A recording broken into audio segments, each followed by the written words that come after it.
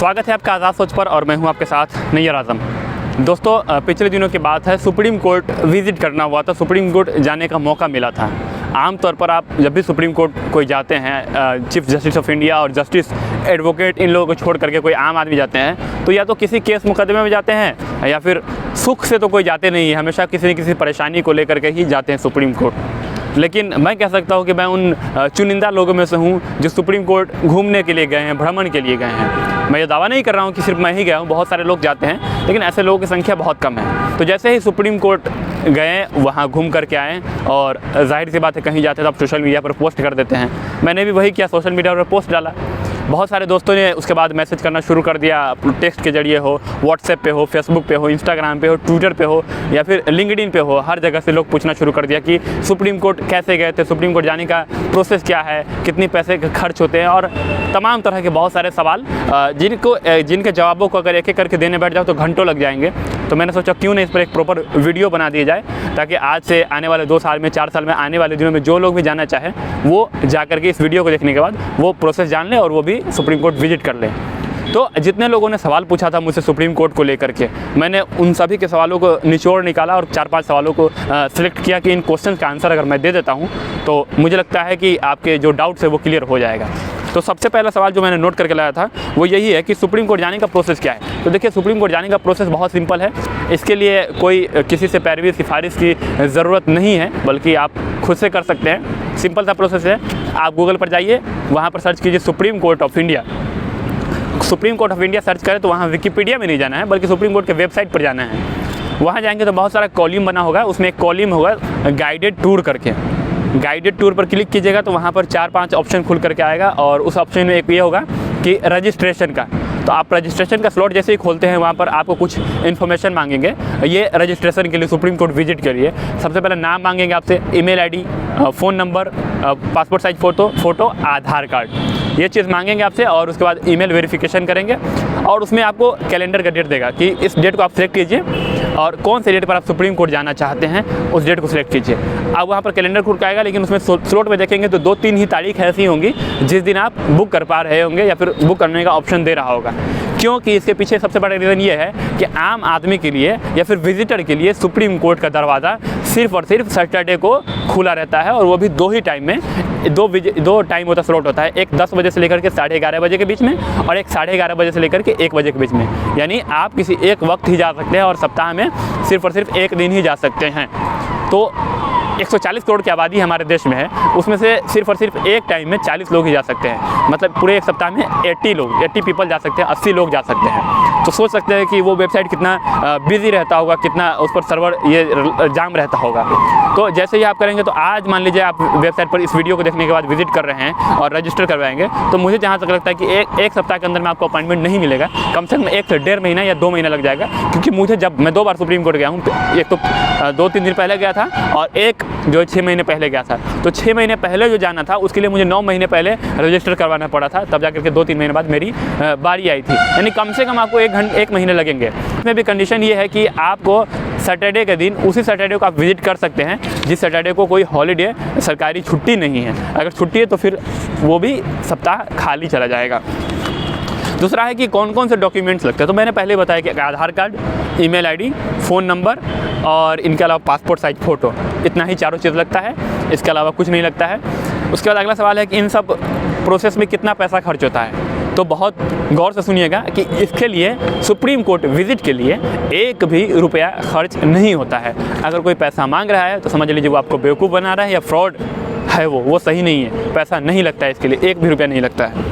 उसके बाद इन सब प्रोसेस के होने में कितना वक्त लगता है। तो इन सब के प्रोसेस होने में वही 1 से 1.5 महीना कम से कम तो लग जाता है। जैसे मैंने बताया कि कैसे कैसे रजिस्टर होता है, फिर वीक में 40 लोगों को बुलाया जाता है। इसीलिए इन सब प्रोसेस को होने में मतलब 1 से 1.5 महीना कम से कम वक्त लग जाता है। नेक्स्ट है कि अब सुप्रीम कोर्ट के अंदर की बात करें तो सुप्रीम कोर्ट आप जैसे ही अगर रजिस्ट्रेशन हो जाता है, आपका अपॉइंटमेंट डेट आ जाता है, अब आपकी बारी आई कि आपको विजिट करना है।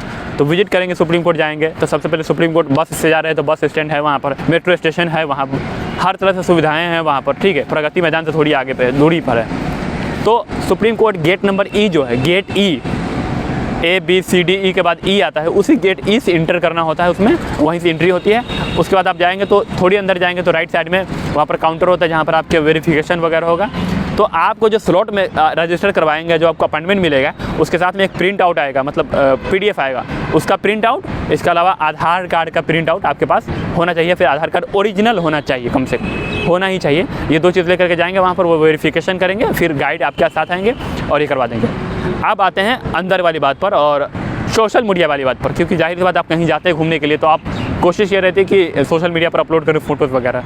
तो बड़ा सवाल ये है कि फ़ोटो अपलोड कर सकते हैं, मतलब फ़ोटो क्लिक कर सकते हैं यानी वीडियोग्राफी कर सकते हैं या नहीं। तो सुप्रीम कोर्ट 2 परिसर में बांटा हुआ है, एक बाहर वाले, एक अंदर वाले। तो जो सुप्रीम कोर्ट के अंदर का जो परिसर है, जहाँ पर मेन सुप्रीम कोर्ट है, उसके अंदर में फ़ोन ले जाना आम आदमी के लिए अलाउ नहीं है। आपका फ़ोन पहले जमा करवा लिया जाएगा। बैग वगैरह लेकर के जाते हैं तो उसके लिए भी परेशानी होगी आपको, तो अलाउ नहीं है। हाँ, मैंने जो फ़ोटो खिंचवाया वो सुप्रीम कोर्ट के बाहर के परिसर में खिंचवाया, क्लिक करवाया, और मीडिया वाले जो जाते हैं, जर्नलिस्ट जो रिपोर्टिंग करते हैं कोर्ट के बाहर से, वो वहीं से करते हैं। सुप्रीम कोर्ट के अंदर में जो फ़ोटोग्राफी, ग्रुप फ़ोटोग्राफी एक होती है, वो सुप्रीम कोर्ट के वेबसाइट पर अपलोड किया जाता है। बाकी कोई वीडियोग्राफी नहीं कर सकते हैं। और आपको घूमने का, एक्सप्लोर करने का मौका मिला, गाइड होंगे, आपको घुमाएंगे।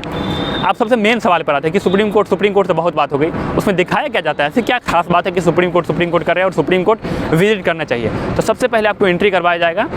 जो चीफ जस्टिस ऑफ इंडिया जिस चैम्बर में बैठते हैं कोर्ट में, सुप्रीम कोर्ट के 17 कोर्ट है, 17, उसमें से पहले कोर्ट में जो चीफ जस्टिस ऑफ इंडिया बैठते हैं उस चैम्बर में एंट्री करवाया जाएगा। और जिस चेयर पर बैठ करके जो सॉलिसिटर जनरल तुषार मेहता हो, कपिल सिब्बल हो, सलमान खुर्शीद हो, या फिर देश के जितने भी बड़े वकील हैं, मनु सिंह भी हो, ये जो बैठ के जिरह करते हैं, बहस करते हैं, उन चेयर्स पर आपको बैठाया जाएगा और बताया जाएगा कि ये CJI का चेयर है, ये वहाँ उस स्टाफ का चेयर है, फलाने स्टाफ का चेयर है। इस तरह से बताया जाता है आपको, और वहाँ के बारे में वहाँ बताया जाता है कि सुप्रीम कोर्ट की तारीख क्या है और बाकी चीज़ क्या है। इसके बाद वहाँ से आपको फिर विजिटर जो होंगे वो लाइब्रेरी ले जाएंगे, वहाँ पर आपको डॉक्यूमेंट्री दिखाएंगे और भारत का हस्तलिखित संविधान, जो हाथों से लिखा हुआ संविधान है, वो दिखाते हैं।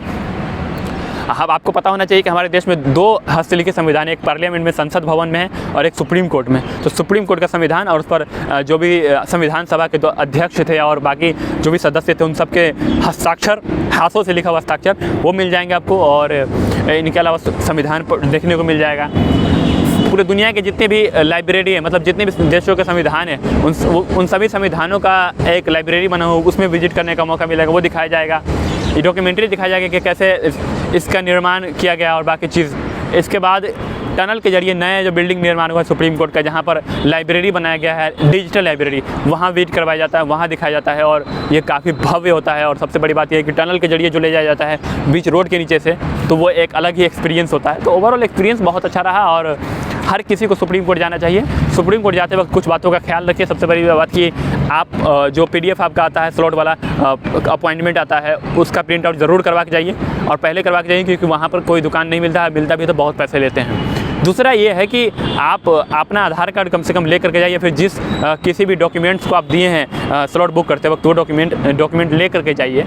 और इनके अलावा पैसे खर्च नहीं होते हैं कुछ भी, तो इन चीज़ों से सावधान नहीं, किसी फ्रॉड के हाथ में मत फंसिए। वैसे मैं सुप्रीम कोर्ट का जो वेबसाइट है उसका लिंक मैं डिस्क्रिप्शन में दे दूँगा, आप यहाँ से देख सकते हैं, विजिट कर लीजिएगा।